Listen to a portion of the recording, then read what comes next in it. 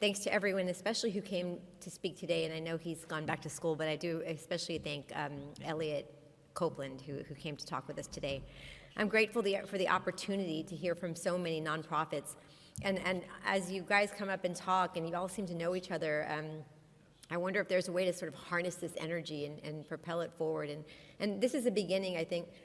In my book, we have these monies to allocate, and I think it's very appropriate that we're spending it, at least the $26 million that came to public safety, we're spending it on mental health.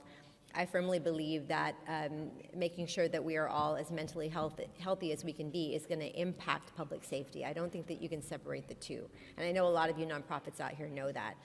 So I'm just, I'm making the comment that I wish that I could bottle this and we could all kind of move forward, but there's going to be a way to do that. We'll figure it out together. Thank you to the Public Safety Committee, who is thoughtful and deliberate with every step of this months-long process, and I thank the committee for their focus and dedication to this issue. We kept our focus on outcomes, on impact, and on making sure that we're meeting the greatest need. I think it's important to note that these dollars were assigned to public safety by the mayor, and we thank him for that foresight.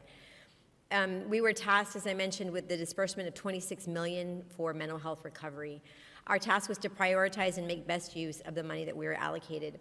Some of you know that my trade is I'm a disability attorney, so I know firsthand from my clients that mental health is very often put to the side.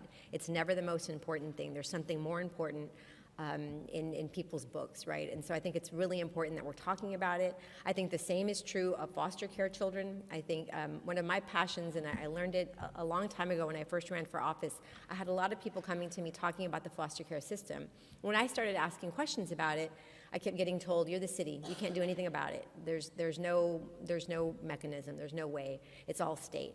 But the more I started pushing, the more I started asking questions, the more I see that there are a lot of things we can do. We are allocating monies today towards helping children that are aging out of the foster care system. We heard a lot of testimony here today about those things. One of my big passions was making sure that they're being housed. We talked today about, Miss Amy talked about her program with UTSA. So there's a lot that's going on there, and again, I wish I could put it all together in one room and pour a ton more money into it, because I've said it before, but $26 million is a drop in the bucket when it comes to our mental health. So I thank you all for the work that you're doing. Nonprofits are on the front lines of mental health services, and they're best equipped to lead our responses. Y'all are out there every day doing the work. I want to just really quickly recognize a few people that came to speak today. Of course, Angie White, who's in the trenches with foster children. Mr. Nunez Loredo, I've never met you or heard you speak. I think what you said today was very poignant, and I appreciate that you're out there in the trenches doing that work. Betty Price, I think you may have left, but again, very moving words, hearing what's going out there today. And then, of course, I mentioned Peggy Amy for coming and talking to us about foster children and their educations. The number of applications received from organizations that provide mental health care was overwhelming and shows really how much work is out there being done, but how much more help is actually needed. So thanks again to the council committees, our city staff.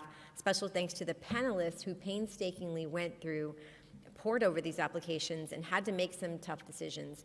You did good work, and I'm eager to see these funds being put to use and having a significant impact on the lives of our most vulnerable San Antonians. Thank you, Mayor.